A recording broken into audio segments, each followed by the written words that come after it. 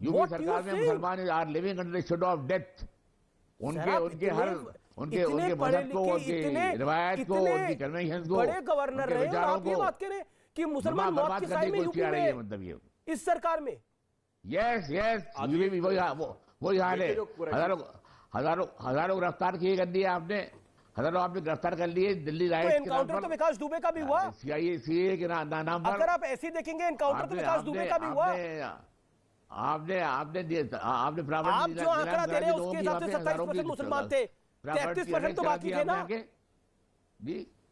आपका जो आंकड़ा दे रहे हैं उसके हिसाब से 27% मुसलमान थे जो अपराधी जो एनकाउंटर में गए, 33 बाकी जो बचते हैं 27% के अलावा, वो तो सब बाकी कौम के थे ना, हिंदू थे, सिख थे, कौन थे, क्रिश्चियन थे, वो कौन थे?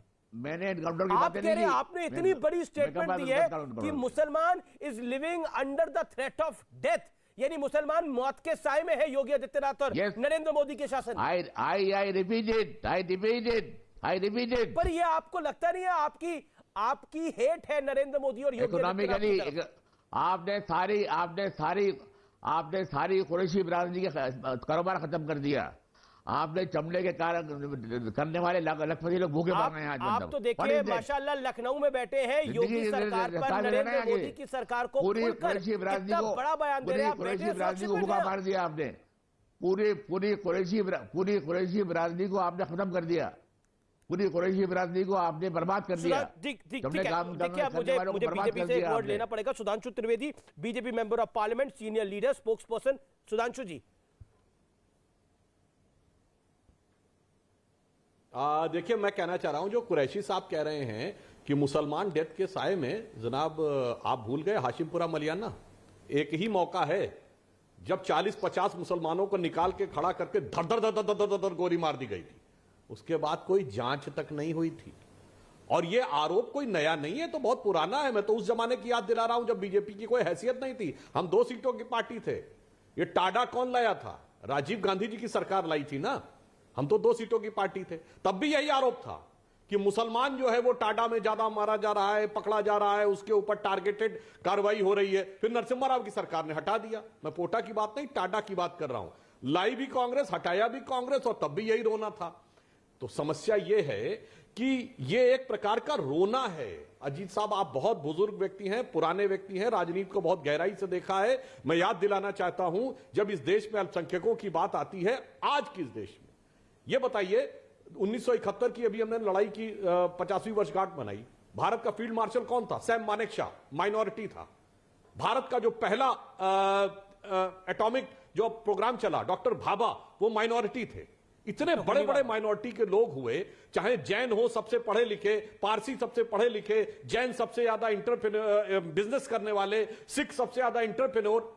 फिर आप ही को क्यों प्रॉब्लम हो जाती है? जबकि इनमें से तो किसी की रियासतें नहीं थी, आपकी तो रियासतें थी सन 47 में। मुझे कोई प्रॉब्लम इसलिए मैं कह रहा हूं, ये जो ज़हनियत है, आप लोगों को इससे निकलने की कोशिश करनी चाहिए।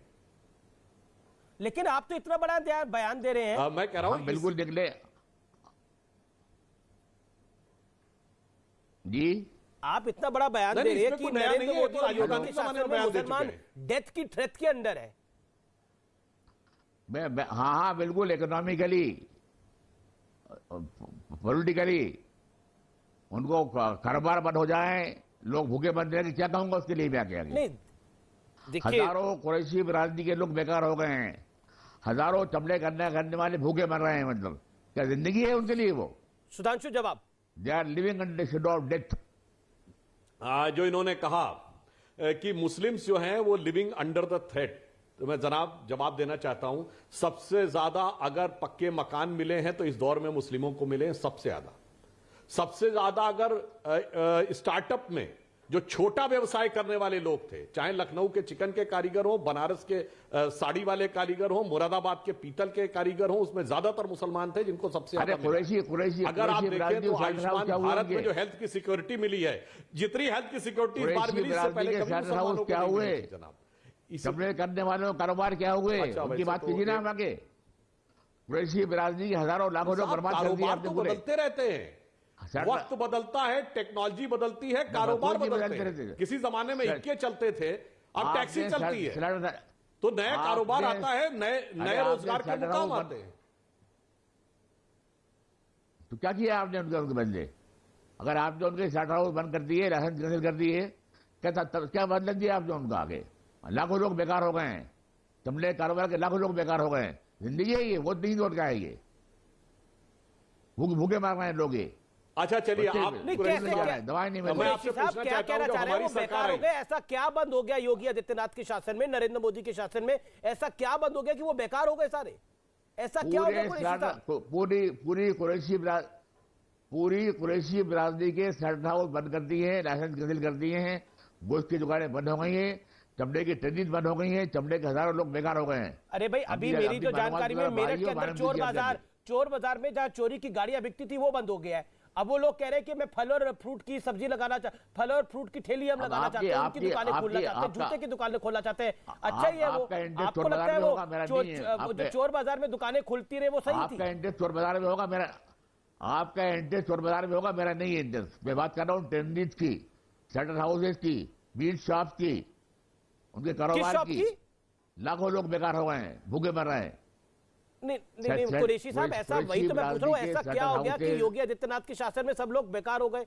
अब आप कह रहे हैं कि मुसलमान is living under the threat of death in Yogi government and Modi government. ठीक है, आपने ये बोला ना। एक सेकंड, लेकिन ओवैसी साहब कह रहे हैं कि मुसलमानों को एक नेता चाहिए, मुसलमानों को एक नेता चाहिए, हमारे लड़कों को मार दिया, इनकी नस्ल बर्बाद हो जानी चाहिए। देखिए ओवैसी साहब, सुनिए, ओवैसी साहब को लड़ने की जरूरत नहीं है।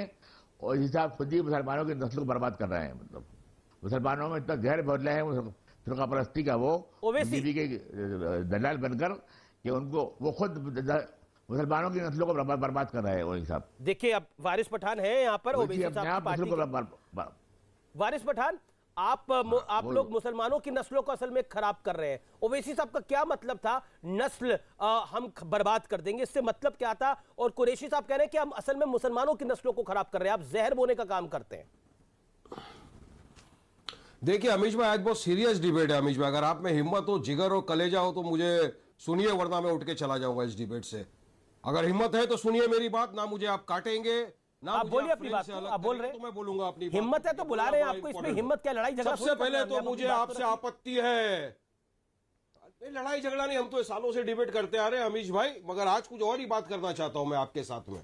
आपने सबसे पहले जो टाइटल रखा है, किसकी नस्ल बर्बाद करना चाहते हो ओवैसी, मुझे आपत्ति है इस टाइटल के ऊपर। सबसे पहले कि आप ऐसा बेहुदा टाइटल को हटाइए। आप में अगर हिम्मत है तो लिखिए किसकी नस्ल को बर्बाद करना चाह रहा है बीजेपी और मोदी, वो लिखिए टाइटल, तब मुझे मालूम पड़ेगा कि अमीश देवगन में जिगरा है। बात नंबर 2, कौन किसकी नस्ल खराब कर रहा है, आप सुनो मेरी बात।